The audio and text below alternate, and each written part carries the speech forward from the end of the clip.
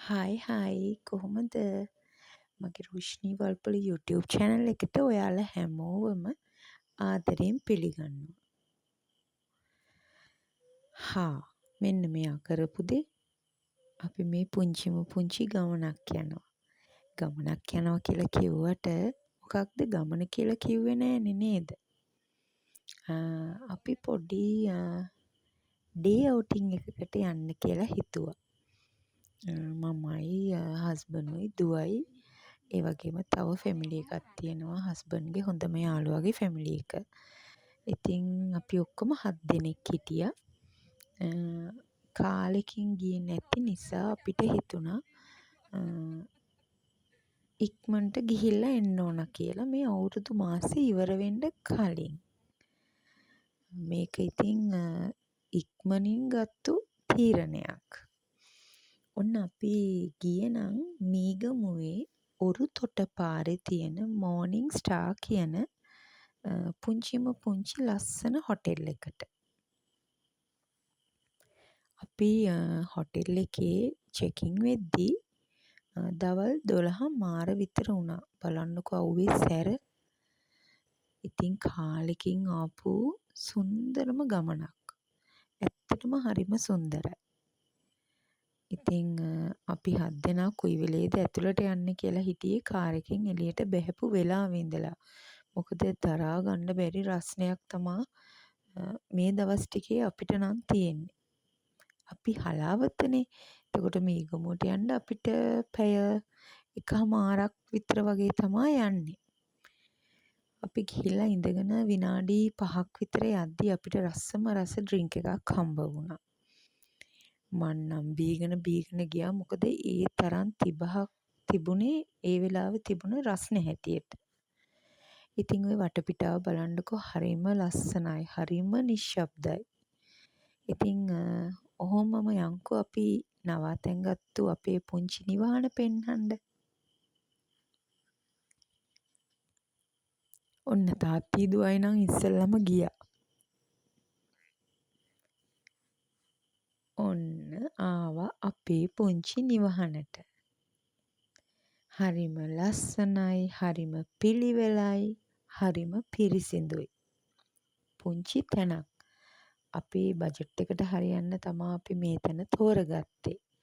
අපි හැමදාම නැහැ බැහැ කිය ඉන්නේ නැතුව අපිට තියෙන විදිහට අපි ආස දේවල් කරන්න පුරුදු වෙනවා නම් මම හිතනවා අපිට හැමදාම සතුටින් ඉන්න පුළුවන් කියලා. නැත්තම් අපි කොයි වෙලෙත් කියන්නේ අයියෝ අපිට ඕකනම් කරන්න බෑ. අයියෝ අපිට සල්ලි නැහැනේ. අපි හැමෝටම ආර්ථික ප්‍රශ්න තියෙනවා. ඒක මම පිළිගන්නවා. හැබැයි අපිට පුළුවන් අවස්ථාවක අපිට සතුට වෙන්න පුළුවන් නම් ඒක ලොකු දෙයක්. මේ තමයි වොෂ්රූම් එක. හරිම පිරිසිදුවට තිබුණා. හරිම පිළිවෙලට තිබුණා. හැමදේම අංග සම්පූර්ණව තිබුණා. ඉතින් ඔන්න ඔයාලා දැන් බැලුවනේ අපි මේ නවාතැන් ගන්න පුංචි නිවහන. ඊට පස්සේ අපිට දවල් 1:00ට අපේ දවල් කෑම රෙඩි කරනවා කියලා තමයි එතනින් කිව්වේ. ඊට පස්සේ චුට්ටක් එළියට ගිහිල්ලා වටපිටාව බලලා අපි දවල් කෑමට සූදානම් වුණා. ඔන්න තියෙනවා මම ඉල්ලපු මගේ දවල් කෑම. ඔයාලා හිතයි මේ හොටෙල් එකකට ගිහිල්ලත් මොකද මේ පපඩනුයි පරිප්පුයි බතුයි මම හරි ආසයි මේ මෙනු එකට.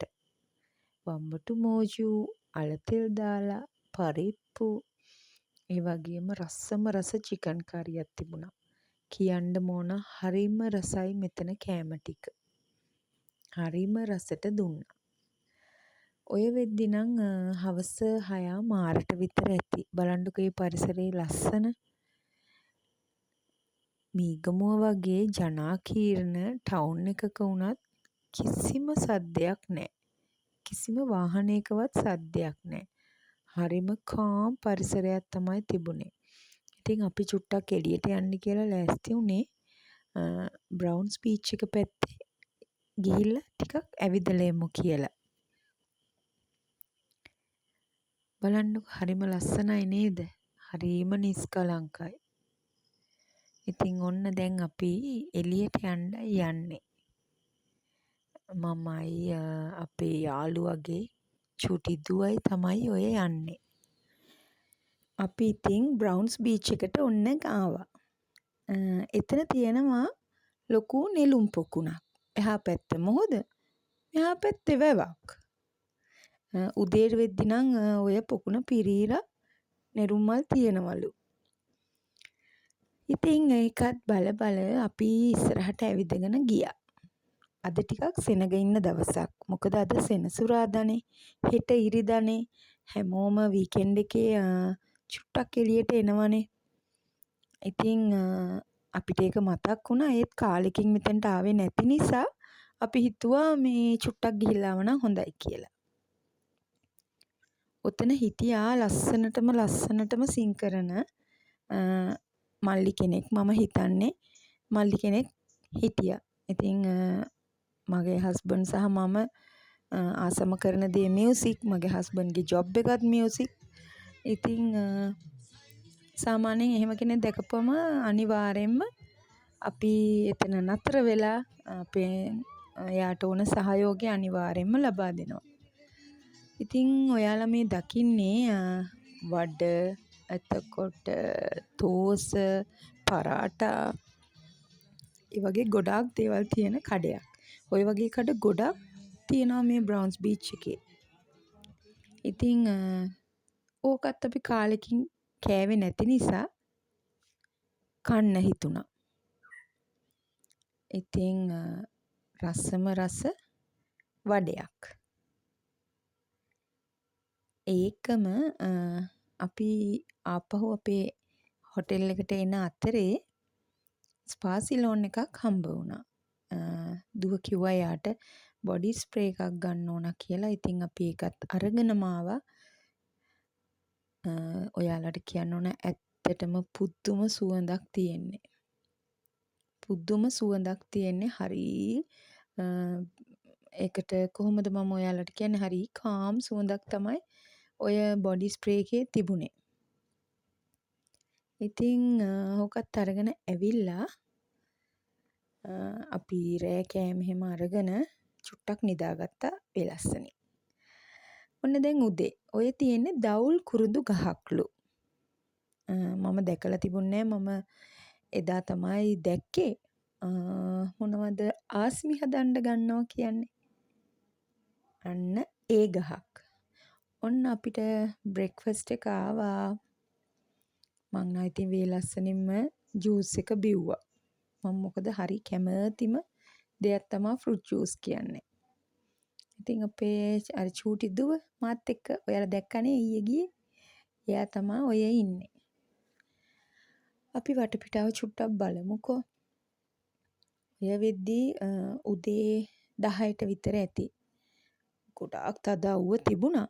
හැබැයි එතන පුදුම හෙවණක් තිබුණා. ඔයාලට ඔය වටපිටාව බලද්දී පේනව ඇතිනේ. ගස් කොළන් වලින් වැහිච්ච වටපිටාවක් තමයි ඔතන තියෙන්නේ. ඇත්තටම හරිම සනීපයි ඔතන හිටගෙන ඉද්දිත්.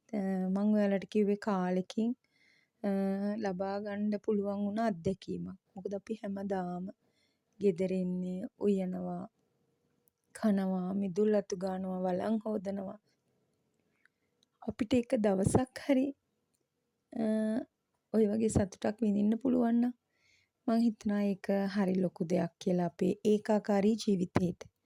හැබැයි අපිට තියෙන විදිහට සමහරක් අය ලොකු හොටෙල්ස් වලට යනවා, සමහරක් අය මීටත් වඩා පොඩි තැන් වලට යනවා. හැබැයි ඒ ගිහිල්ලා ගන්න සතුට මම හිතන්නේ මේ මට අද ලැබුණ සතුට වගේම වෙන්න ඇති. ඔය බලන්නකෝ ඉතින් එක එක්කෙනා එක එක තැන්වල ඉඳලා ෆොටෝස් ගන්නවා. ඒ අතරේ මෙන්න මෙයා ජම්බු ගෙඩියක් අරගෙන දෙනවා වැඩක්. සෑහෙන වෙලාවක් ඉඳලා මම බලාගෙන හිටියා. පස්සේ මට මතක් වුණා ඔයාලටත් පෙන්වන්න ඕන කියලා. ඔන්න ඉතින් අපි දැන් නම් ඉතින් යන්න තමයි ලෑස්ති වෙන්නේ. මොකද අපිට චෙක් අවුට් වෙන්න වෙලාව තිබුණේ දවල් 12:00. මේ වෙද්දි 12:20ට විතර ඇති. ලස්සනයි නේද මේ නිර්මානෙල් මල? ඉතින් මේ වගේ ලස්සන වීඩියෝ එකකින් ආයෙ ඔයාලව බලන්න එන්නම්. මාව සබ්ස්ක්‍රයිබ් කරන්න අමතක කරන්නත් එපා. ෂෙයා කරන්න අමතක කරන්නත් එපා.